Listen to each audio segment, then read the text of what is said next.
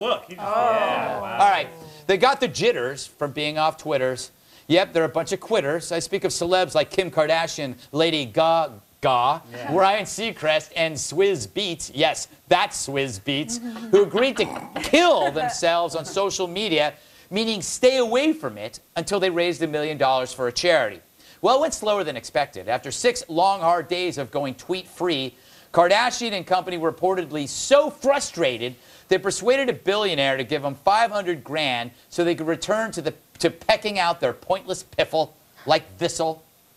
I just ate the small Halloween-sized box of hot tamales. Why did I just do that before bed? I wish I could read. How did the world go almost a week without reading crap like that? For more, we go to Red Eye social media correspondent.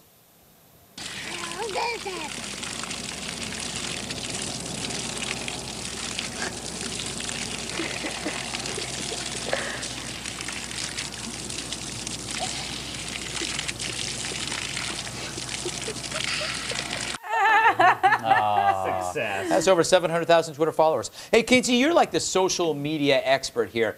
I'm going to say right off the bat, it was for a great cause. They were doing a good deed, but it backfired, and it made them feel bad that nobody cared enough to bring the celebrities back on to pay the charity. Well, I don't think that was necessarily the point. I thought it was such a cool idea, such a cool concept, but I think that Kim Kardashian, Lady Gaga, Ryan Seacrest, you're dealing with 12-year-olds, 15-year-olds, 18-year-olds. People that have to, maybe not 18, but at 12 and 15, you have to go to mom and dad and say, can I text to give this $10? And mom and dad don't care what Ryan Seacrest is doing. You know, Kinsey, you cut to the heart of the matter. That's why I hate you. You feel she cuts kids' hearts? Yes, she does. She is a baby mutilator. Jill, can you understand the frustration that they couldn't go without Twitter for a couple of days? Yeah, and I saw them kind of cheating here and there. They were like, this cause is really important, so I'm just tweeting about the cause. What I didn't like was that they all had a picture of themselves in a coffin, and that's gross. What if people really do die every day? Yeah. But I know the charity's good, but I love the fact that people didn't want to bring these people back. Right. Pat, what are your thoughts on this? Do you even care about tweeting? No, my thought is another step on the road to hell, another signpost of the road to hell. Wow. Is these people running around in their coffins and doing all this and saying, oh, if you know, you must do this because we'll get upset. Please. I mean, I'm really, get a life. Yeah. You know, speaking of getting a life, Bill, you don't have one. Kim Kardashian makes 10 grand a tweet. That's more than you made since you've got here in 2007. 10 grand. All right, well, first of all, it's true. Second of all, more to the point, they went to a billionaire to pay this thing out. Why didn't they just pay it themselves? That is true. I mean, I don't get that. Like, all they had to do...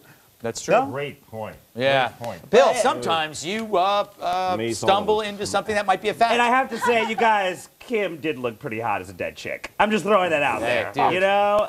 Dude, you don't have to tell me, huh? You did it, did you, after the photo shoot? Yeah. My favorite show is Quincy, and for all the wrong reasons. They ain't going anywhere, and you know what? They don't say no. Okay. Stay right there. Plenty more ahead, including the lightning round. You love that, don't you? And don't forget to buy my book. It's the perfect holiday gift, The Bible of Unspeakable Truths, now at Amazon.com or at your nearest bookstore. Look at it, it's wonderful. It's the holiday play they wish would go away. I speak of the musical production in St. Petersburg, Florida, entitled A Very Merry Unauthorized Children's Scientology Pageant. Based on the life of L. Ron Hubbard, founder of the Church of Scientology, the play includes famous characters like Tom Travolta and John Cruise. But the show has already gotten grief from local Scientologists. One review reads, Zerg Laka Zam Blurgle Zerg. Wow. Yeah, luckily, the show's director translated, saying, quote, they basically said if this was about the Muslim faith, you wouldn't be doing it. And my feeling is if it was stage-worthy, of course, we would be doing it. Nice yawn, Jill. Anyway, of course, we must discuss this in our lightning round, a.k.a. Stories we sort of liked, but not enough to include earlier in the show, but still wanted to talk about, so let's really quickly do them now. Ms. Yonner, quickly, aren't Scientologists just an easy target? Isn't that a fact? Yeah. Sorry, I was busy yawning. I know you are. No, when I heard the title of this, A Very Merry Unauthorized Christmas Children's Scientology Pageant, I thought Tony. So I think it's going to be a huge hit. All right, okay. Your ex-boyfriend, Tony? Kinsey, aren't Scientologists right about just about everything? Oh, absolutely. I love aliens. And Tom Cruise is the bomb. I've seen Top Gun. I'm not that young. Yeah. So yeah. Okay. Pat, here's the thing. I think they're right. I think Scientology has a point here. The director says he would make a play about Muslims. No, No way. No, he wouldn't. No there are only like way. 10,000 Scientologists, and they don't behead And you. by the way, let me tell you something. Yeah, but they will get you. I'll go after. No. Let me tell you something. I'm not going to criticize them. I go after Muslims. I am not going after these guys. Yeah, no, it's Let like me tell too you, easy. It'll make your life miserable. Bill, what's your take on this? It's easier to go after Christians and Scientologists because Scientologists have so many lawyers. They like make up new rules for Scientologists. But if you're going to do it right. Get a deprogrammed, formerly gay snowman recently married to a snow woman who's clear. And have that be a character. There you go. And have that snowman be really conflicted. Facebook founder Mark Zuckerberg has pledged to give away most of his wealth to charity. It's all part of something called the Giving Pledge, an effort organized by Bill Gates to persuade the world's rich to give more. All right, sounds good on its surface, Pat, but when you've got $30 billion, giving away $20 billion, that's nothing. Excuse me. Yeah. Together they have pledged, all these people, $250 billion. You know what? Why don't they just give it to the national debt? They really want to do something? They could knock off about a sixth of the national debt just by themselves and bail it. And if they gave more, they can reduce it by a third. I mean, these people, they can really do something worthwhile. They can, Kinsey. As opposed to what they give it. Or make like some sort of water park that would be awesome. Oh, the world's greatest water park where it'd be all grape soda. Oh. That's my favorite. A big water park with grape soda and chocolate rafts. The best part is the grape soda hides the blue ink when you pee. Yes, that is so true. That is so true. Shoot that. Oh, my God. I really love that you guys want to give this to a water park or to the government. And in lieu of, the American Cancer Society or... No, look, if we had better water parks, maybe we wouldn't have cancer. I'm just throwing that out there, Greg. I'm tired of all this stuff. They just we're going to find out my charity. I'm going to name a building after me. No, you want to do something useful? Get rid of the debt. Save our children. That's code for new water parks. Jill's making the human point that Gates has done a lot of great things for the world and stuff. I'm just saying he needs to make up they for what should he's give it to done. me, Kinsey. Absolutely, What I'm saying. absolutely. Give it to me. But I think it would have been more appropriate if Mr. Zuckerberg would have helped out with this social media celebrities dead campaign. That's what I'm saying. Little PR status. Hey, you think how much if they gave every American a share of that $250 billion? There you go. That would be That'd be like $1 billion each. This was the direct result of him reading that Social Network was coming out on DVD. Yeah. Like, That's all more this is. people are watching This it. is Hey, I'm awesome. All right, I got to go to the next story. I don't have time. A recent online poll found that 53% of Americans plan to buy holiday gifts for their pets. Dog owners plan to give more presents than their cat owners. Doesn't that say something about cat owners, Jill?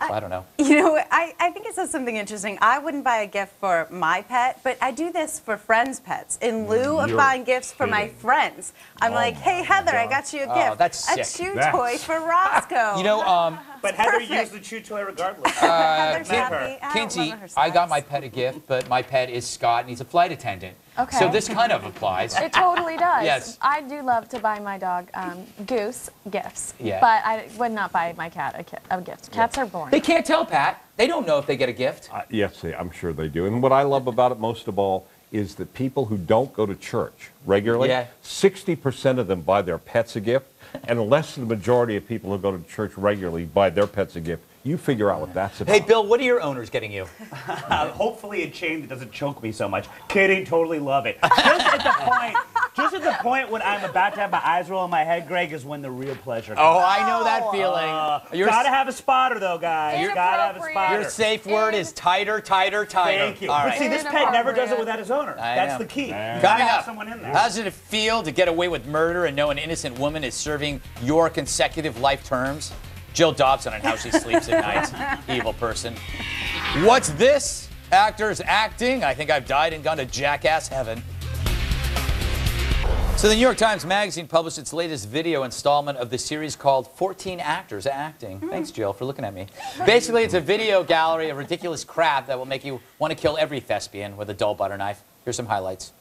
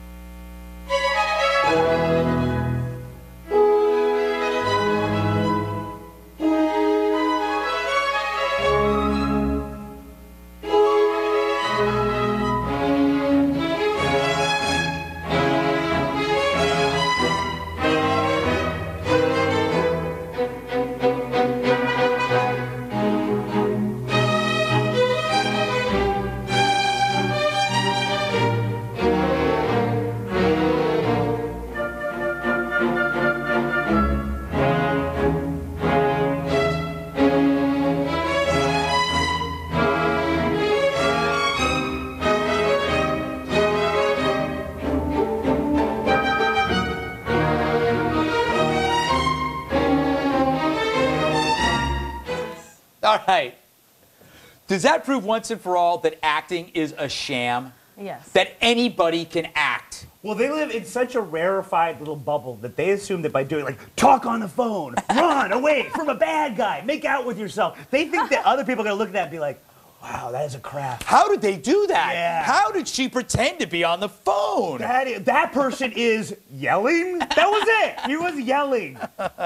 What do you think, Pat? Makes you appreciate writers for one. Yes, it does. Yeah, I like Because that. without these people left on their own, this is what they do. That's why they Yeah. turned the sound down and put all the make out with orchestra on, themselves. because they actually had to improv. Jill, you have to interview actors and actresses all the time, and I notice you're very silent right now. I do think it's a skill. I think it's very hard. We've seen bad acting before, and you know, there's a difference between good acting and bad acting. And I also think the one How that's about getting the all most 14 of them? the one that's getting the most flack is James Franco, where making he's out. making out with his image in the mirror. But if that were Scarlett Johansson, I wouldn't hear one peep from anyone. That's right, very you're right true. about that's very If that true. were Scarlett Johansson, that'd be the only clip we show. Yes. Exactly. Yeah. Who's she? Huh? You know, I think we got to close things out. Yeah? Yeah. Everybody okay with that? No. No. Oh, no? Okay, we'll do another hour. Well, in the red eye. We're going to close things out with a post-game wrap-up from TV's Andy Levy. To see clips of recent shows, go to foxnews.com/redeye. I told you because you were looking over. I didn't mean, I forgot. Time to go back to TV's Andy Levy for the pregame, postgame wrap-up. Thanks, Greg. Our top story tonight. Hey, Jill, when's your next VH1 special? Oh, well, thank you for asking. December 17th, top 40 videos of 2010. Tune in. And they might replay it once or twice. No. Really? Over at the VH1. No. All right. Hey, Kins, where can people find you these days? Hi, Andy Levy. I'm at kinseyschofield.com. Okay. All right. Pat, what are you all fired up about tonight? Oh, I'm really happy because we didn't discuss Nancy, my favorite person, Nancy Pelosi, doesn't know that she has been repudiated and left out of office. She's running around the Queen with her head in her hand. And no one's gotten up and said, it's over for you. Go away. Interesting. That's the best I could do tonight on such All short right. notice. You should write an op-ed about that with Dougie Oh, hey, there's an idea. I bet Yeah. we get some money out of that, another $12. There you go. Yeah. Bill, anything you want to plug?